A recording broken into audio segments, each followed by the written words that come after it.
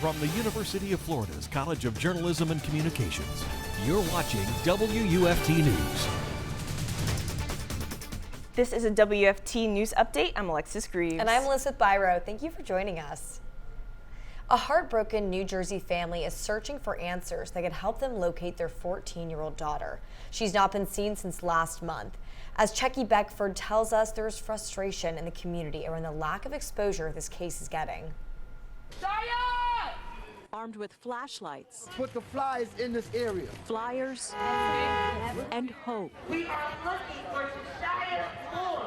A community-led search party scoured several East Orange streets and vacant lots looking for 14-year-old Josiah Moore. Every moment, every hour, every second is precious. Her desperate mother leading the search. I feel like somebody may have her against her will, and that's why she hasn't called me. You don't got to tell us who you are. Just don't hurt my baby. Drop her off. It's been 26 days since the high school freshman was last seen. She'd returned home after getting groceries at Poppy's Deli, but went back out to retrace her steps after realizing the credit card was missing. That was the last time her mother saw her. She was never been missing. I haven't slept. I haven't ate. Tonight, complete strangers came out to support Jamie Moore in the search for her daughter. We here because I got a 14-year-old daughter. We don't got the time to wait for the report. It was 4 weeks now. It's a month this child been gone. Many upset by what they say has been a double standard in the exposure Moore's disappearance has received. We want that exposure for our babies that are going missing in our communities as well. We don't get that. The police and FBI both investigating. Jamie Moore sending a message to her daughter wherever she is. I love you. If you see this, I'm looking for you. That's right. I don't care what, if I gotta die myself to find you. The search stopped at an apartment building where a woman claims she may have seen Josiah 2 weeks ago. Josiah's mother later said she does not believe the lead will pan out. Today, the county prosecutor announced his office is taking over the lead role in the investigation. Kyle Rittenhouse, the man accused in the shooting deaths of 2 men during a night of violence in Kenosha, Wisconsin, took the stand today in his own defense. Rittenhouse traveled to Kenosha during the riots following an officer-involved shooting there. He took an assault rifle with him, but says he only fired in self-defense. During his testimony, Rittenhouse described being confronted. I take a few steps, and that's when I turn around, and as I'm turning around, Mr. Rosenbaum is, I would say, from me to where the judge is, coming at me with his arms out in front of him. I remember his hand on the barrel of my gun. And as you see him lunging at you, what do you do? I shoot him. And how many times did you shoot? I believe 4. Rittenhouse testified a second man in the group chasing him was pointing a handgun, and another man clubbed him with a skateboard and kicked him in the face. The COVID-19 positivity rates are steadily declining in Alachua and Marion counties. WUFT's Meghan Porterfield visited Ocala and found out that positive COVID cases are falling as more people get vaccinated. Alachua County has seen a significant decrease in positive COVID cases in recent weeks. Marion County's positivity rate dipped below 4%, the lowest it's been since June. We're seeing that dip in volume now, or that positivity rate, because more people are doing their part with getting their vaccines, getting their boosters, sanitizing, wearing their masks, and practicing social distancing. COVID positivity rates are the lowest they've been in months, but that could all change in the upcoming holiday season. We've done a really good job here in Florida with our positivity rates going down, and I would hope that it doesn't climb too high, but I do expect to see an increase in that positivity rate for sure. The Thanksgiving holiday this year will bring families together, but it will also bring new threats of a COVID surge. Hall says discussing these risks with loved ones will help keep everyone safe. Being mindful of their friends and family, who's vaccinated, who's not, just sharing that type of information with one another so people know what to expect. Hall also suggests getting a COVID test before seeing high-risk family members to alleviate any stress. Meghan Porterfield, WUFT News. The CDC has posted new guidance for the Thanksgiving holiday. It no longer stresses virtual and distance practices, but urges vaccination before gatherings and travel.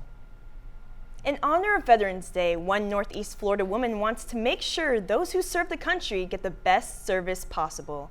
WFT's Charlene Medders spoke with her and find out just how she is helping to make this happen one veteran at a time. Elizabeth Chatham is celebrating Veterans Day by bringing awareness to veterans' healthcare issues. My husband is a 3-tour combat veteran. I grew up in a military family. My father was Navy, my brother is a Marine, so I've seen the damage of what can happen if a veteran's care is not tended to. Her husband, Christopher, is one of many veterans who experienced issues trying to get care through the system. Not only are they canceling and rescheduling of the appointments, they're doing this without the agreement of the veteran. Chatham is the Grassroots Engagement Director for Northeast Florida's Concerned Veterans for America. She joined the group because she wants to help inform veterans about their other healthcare options that were helpful to Christopher. We have veterans that speak to their patient care advocate, and they had no clue that seeing a doctor within the community was even an option. Concerned Veterans for America is taking action to ensure these issues are addressed. Our veterans fought long and hard, gave up many sacrifices for us. They earned this care. That's why Chatham won't stop fighting for veterans. Charlene Medders, WUFT News. According to the U.S. Department of Veterans Affairs, there are nearly 1.6 million veterans in the state of Florida. And the national office was unavailable, and the local VA office was unable to comment today. Elizabeth, the weather has been warming up the past couple of days. Yes, it has. Now let's go over to Zoey Robinson for our weather forecast. Zoey? Yeah, you guys are absolutely right. We have seen a gradual warming trend, but today, notice more clouds rolling in this afternoon, and that's helped to keep temperatures pretty mild through relatively the worst part of the day. And if you left the door this morning and thought it was pretty sunny, notice all these clouds really starting to build in as we've headed throughout the last couple of hours. So you are right, it is much more cloudier, but it is helping to keep temperatures cool as we head throughout the rest of the afternoon and into the evening. They will continue to slowly cool with mostly cloudy skies.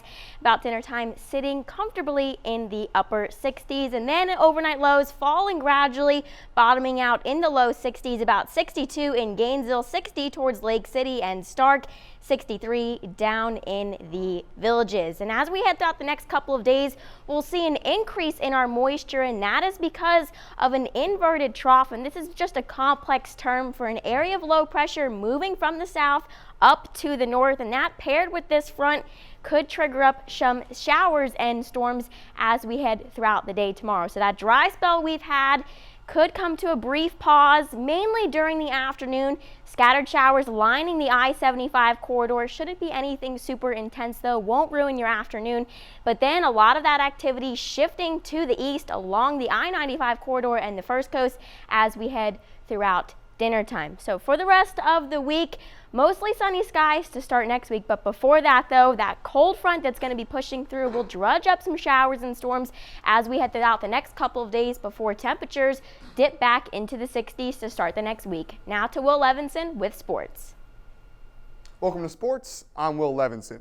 The Florida Gators are gearing up to host the Samford Bulldogs of the FCS Southern Conference this weekend. Florida aims to avoid a fourth consecutive loss in what has been a disappointing season. After all, it was just a few months ago that Florida was a play away from knocking off the mighty Crimson Tide. So, what's wrong with the Gators? Let's look no further than the defense. In the last 3 games, Florida has allowed a total of 123 points. That's second most in a 3-game span in the last 100 years in program history, behind only 144 given up in a 3-game span last season.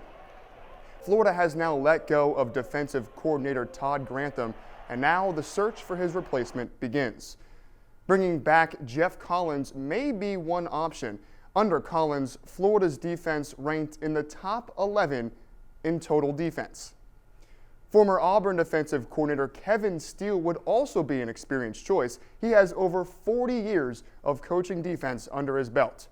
Lastly, how about a head coach down in Coral Gables? Miami's Manny Diaz impressed as a defensive coordinator back in 2018 and was elevated to Canes head coach the following year.